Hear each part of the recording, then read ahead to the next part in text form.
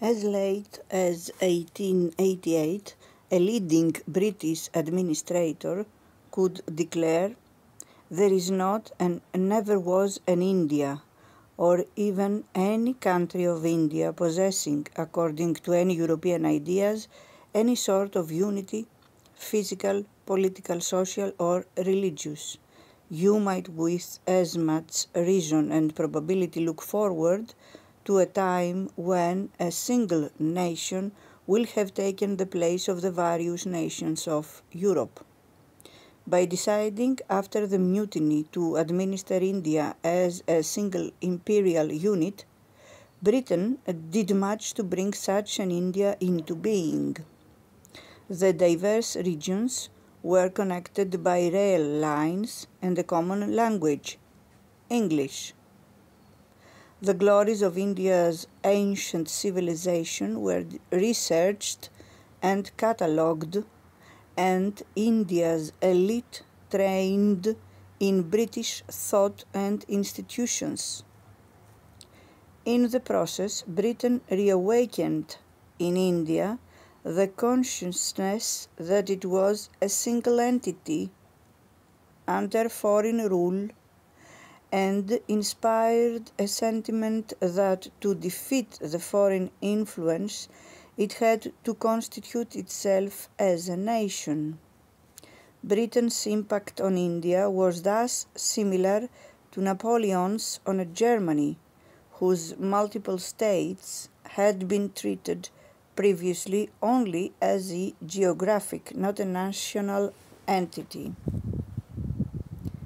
The manner in which India achieved its independence and charted its world role reflected these diverse legacies. India had survived through the centuries by combining cultural imperviousness with extraordinary psychological skill in dealing with occupiers.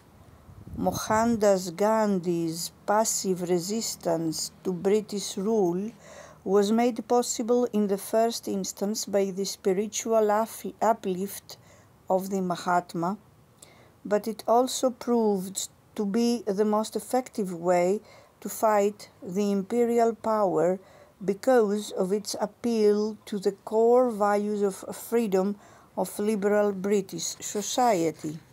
Like Americans 2 centuries earlier, Indians vindicated their independence by invoking against their colonial rulers concepts of liberty they had studied in British schools, including at the London School of Economics, where India's future leaders absorbed many of their quasi-socialist ideas.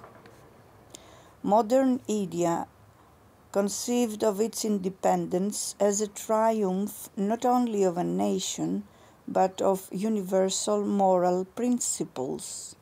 And like America's founding fathers, India's early leaders equated the national interest with moral rectitude.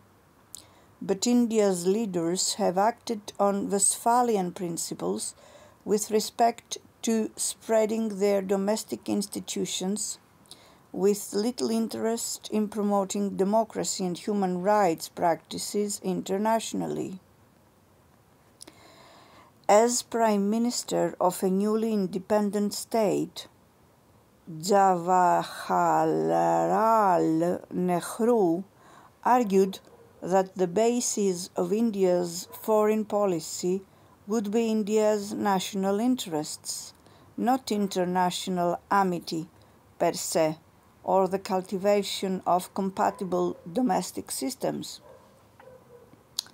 In a speech in 1947, shortly after independence, he explained, "Whatever policy you may lay down, the art of conducting the foreign affairs of a country lies in finding out what is most advantageous to the country.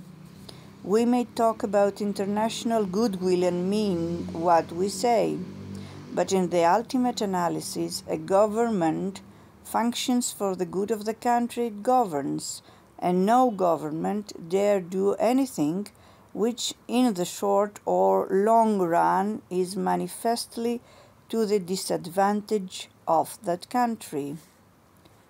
Kautilya and Machiavelli could not have said it better.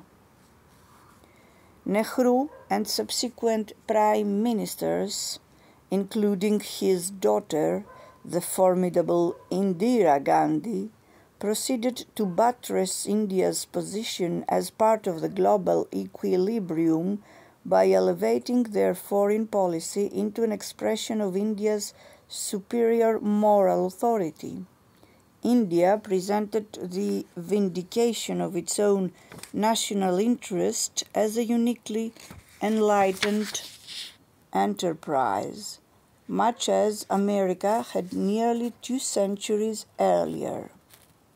And Nehru and later Indira Gandhi, Prime Minister from 1966 to 1977 and 1980 to 1984, succeeded in establishing their fledgling nation as one of the principal elements of the post-World War Second International Order.